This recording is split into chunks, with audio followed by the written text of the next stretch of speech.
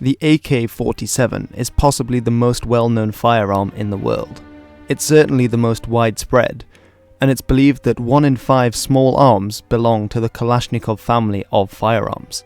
They've been used down the years by rebel groups like the Viet Cong and are still used today by second world governments and countries, as well as militias throughout the world.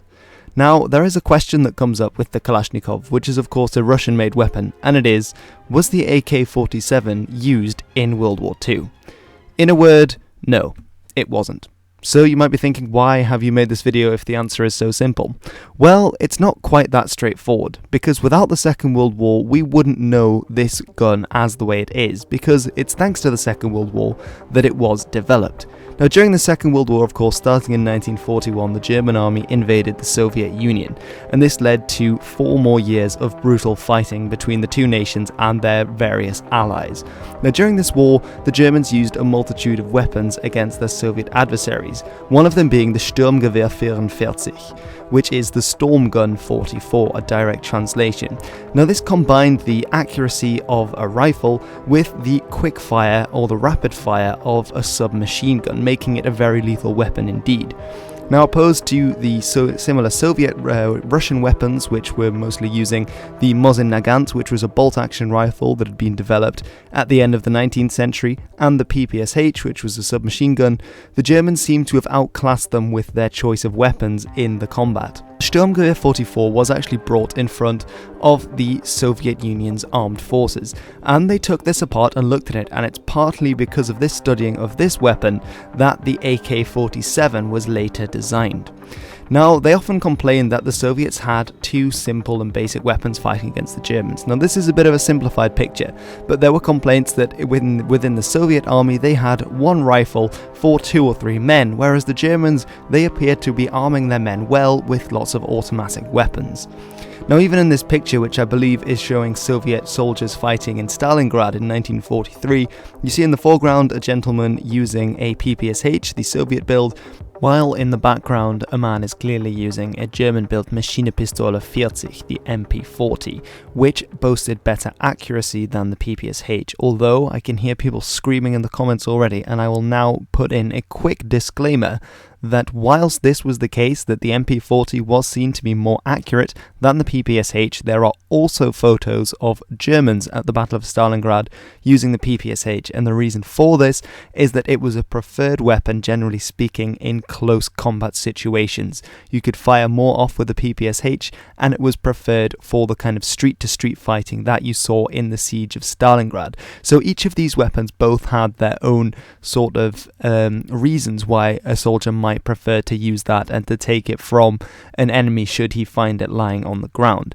But this also does tie into the AK-47, because it's for this reason that they designed the AK-47. It was meant to be accurate like the MP40, which is again was an assault rifle, this new kind of gun coming in with the accuracy of a rifle, but then having the firing capability to be able to fire more rapidly, like with the PPSH before it. The designer of the famous AK-47, Mikhail Kalashnikov, actually was injured in 1941. He was a tanker, and it was while he was lying in bed in his hospital bed that the man next to him complained. And this is a short quote that I'm going to read to you, which I thought was very interesting, which really sums up the making of the weapon. Now, he said, "Why do our soldiers have only 1 rifle for 2 or 3 of our men, when the Germans have automatics? So I designed one. I was a soldier, and I created a machine gun for a soldier.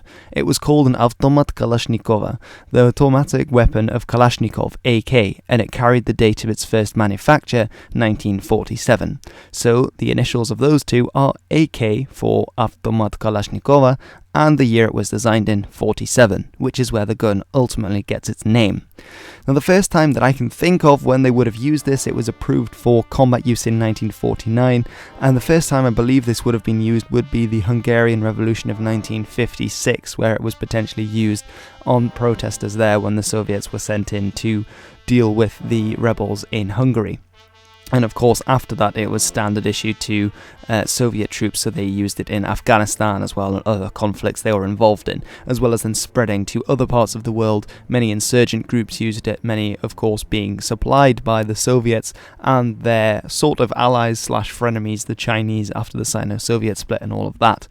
Now, something else that often comes up in this discussion is, would it have made a difference if the AK-47 had been designed, say, instead of being in 47, say 43 or 44, and whether it would have been used in the Second World War against the Germans? A little bit. That's going to be my answer. I don't think it would have changed the outcome of the war. Of course, the Soviets won, and one of the main reasons they won is because they had a lot more troops to throw at the Germans than the Germans had at them. Now, at the start of Operation Barbarossa in 1941, the Germans and their allies did actually slightly outnumber the Soviets in terms of divisions. However, by 1943, the Soviets had around 7 million troops deployed, where the Germans had around 4 million troops deployed. And at the time of the Battle of Berlin in 1945, I think the Russians were outnumbering the Germans at least 3-1, probably more. And really, by the time the Soviets were invading Germany, they were doing better than the Germans on practically every front. They had more tanks, they had more planes, they were better armed and equipped than the German army at that stage. They'd really reversed it right the way around, and throughout, essentially, they had many more men to throw at them. So I don't think the introduction of the AK-47 would have made a difference, because at the end of the day, the Soviets won. So I don't think that would have changed. I definitely don't think it would have put them in a worse position either. What might have changed is the nature of the fighting. A lot of the time it was very close combat, because the Soviet issue PPSH, as I explained previously, was better in close combat.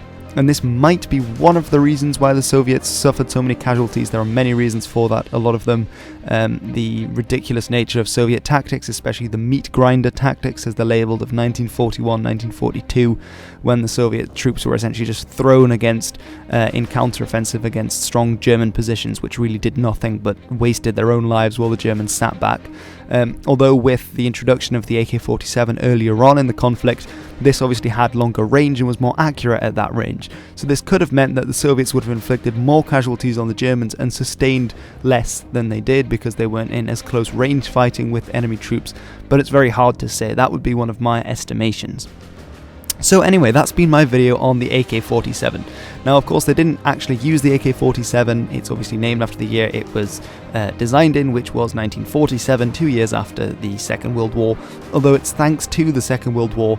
Obviously, Mikhail was injured in the Second World War, and when he was in the hospital bed, he heard the complaints, and that's when he decided to create this weapon.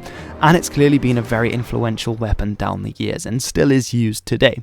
So, thank you very much for watching this video. I do hope you have enjoyed it. Don't forget to give me a thumbs up if you enjoyed it, share it with your friends if you think they'd find it interesting, and do hit the notification bell so that you can be updated about my videos, and that the pesky YouTube algorithm doesn't stop you from watching them.